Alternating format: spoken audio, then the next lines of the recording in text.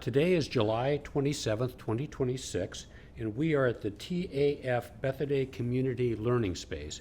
I'm your host and moderator, Jonathan Fisher, and I have the pleasure of talking to Jeffrey T. Shultz, PMP. What's a PMP? A PMP is a project management professional. Oh, so you professionally manage projects. Absolutely right. Oh my gosh, I got that one right on the very first time, and you're doing that for David Evans and Associates. That's correct. I've been a project manager a good chunk of my career working on projects, starting at Washington State Department of Transportation and working for a variety of consultant firms over the last several years. Yeah. So where are you from? Where'd you go to school? So I'm originally from Des Moines, Iowa, and I grew up in the Midwest. Okay, good for you. Yeah, and I went to Drake University in Des Moines, Iowa, and then after I had a friend that actually went there. Oh my gosh, it's funny. It's not a big university. No, Not it too isn't. Many people No. know about it. Yeah. But after graduating from there with my degree in political science and geography, I went to San Diego State. So political science and geography, does that mean you do the redistricting? No.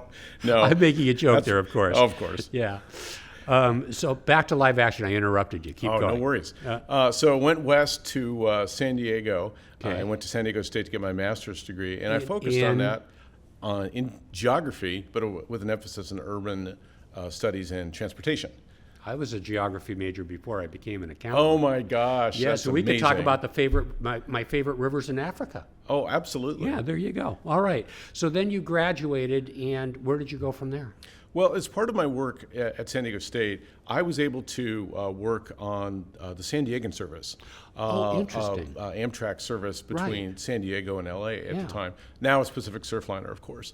And one of my thesis was on looking at the origins and destinations of passengers who were riding the San Diegan service. Where were they coming from? Yeah. Where are they going to? Where were they from? Where were they going? Yeah, and part of that was just to learn about that in terms of where the key centers of work and other activities that people were doing. So to learn more about that. So of course LA was a very large attractor at that time, as well as San Diego.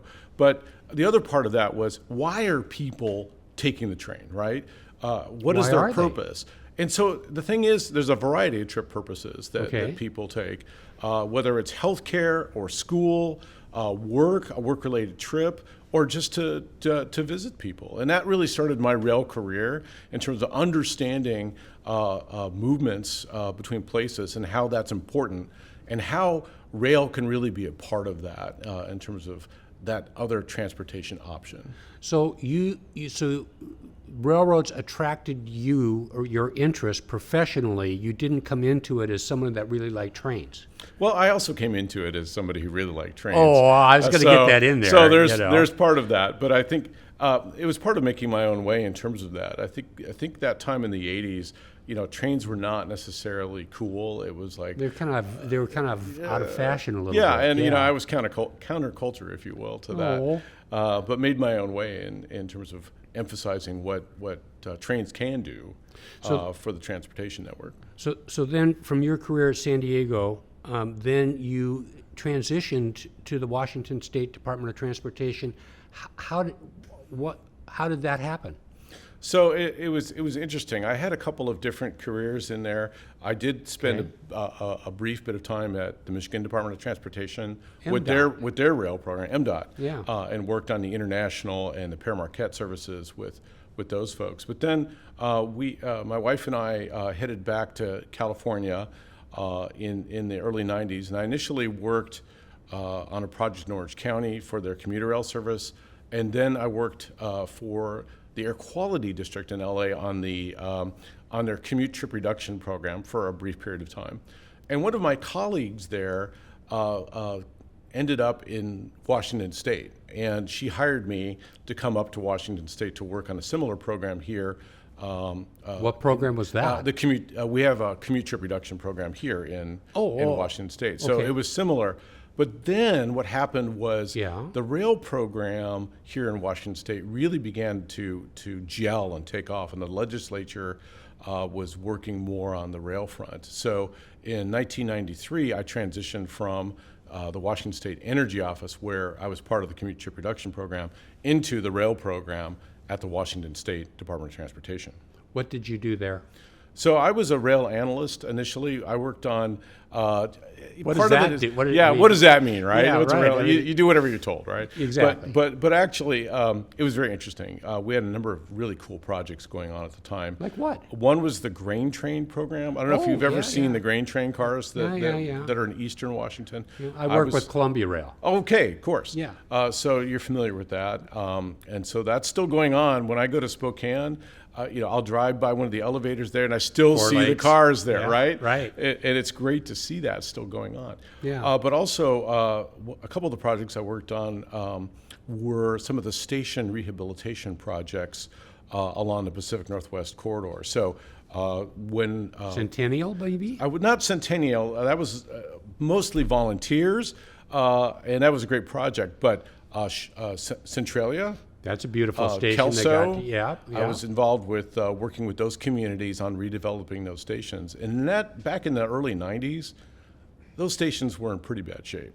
Well, yeah, they needed maintenance. They Yeah. don't take care of themselves. That's right, they don't. And so we started the program, the rail program, working on redeveloping all the stations along the corridor. And of course, you can see that today between Vancouver and Bellingham, all the stations that have been rehabbed Well, over Bellingham, time. you moved the whole depot Right, exactly, over you- to the by the Alaska Ferry by Terminal. the Alaska Ferry Terminal. So Right. you could either call it Fairhaven, South Bellingham, North-South Bellingham, or Bellingham, depending on which railroad you're talking about. Exactly. Yeah. So then, how did you segue into Talgo?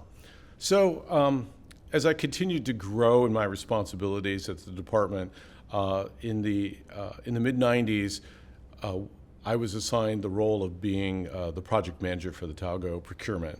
Okay, what does that mean? What is a project manager for procurement at Talgo? You're buying train sets? Essentially, yes. I Oh, was buying okay. the train sets. Oh, I like to So- buy trains. I do it at a hobby shop. But you do it one-to-one scale. Exactly. They Okay. were one-to-one scale. And it was working together with our procurement department at WashDOT, writing a whole specification, of having to go through the I don't want to say red tape, but the extensive administrative procedures you have to follow in any procurement. And the legislature writes these policies, and the employees of the state are responsible for implementing the policies the state writes for them. Yeah. You don't get to choose. Yeah. And they're there for a reason. mind They're you, there but- for a reason, absolutely. I work with Washington State Parks, and at South Cle Elum, and so I know that, Yeah. I'm not just going to be able to bulldoze a chunk of dirt and put a locomotive out there. That's right. Without doing, some due diligence to satisfy somebody with this thing. That's right. So then, so you actually manage the Talgo contracts.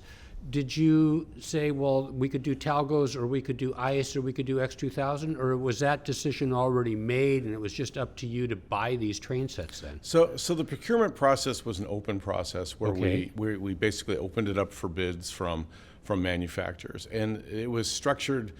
The legislature had some caveats in the funding, and how it needed to be structured was it needed to be a lease purchase deal where we were able to whoever was selected would provide 2 train sets or equipment to be leased in the interim until the manufactured trains were delivered. In other words, we need some stuff now, Right. and we need it before you deliver the actual trains. And so it was structured as a lease purchase deal.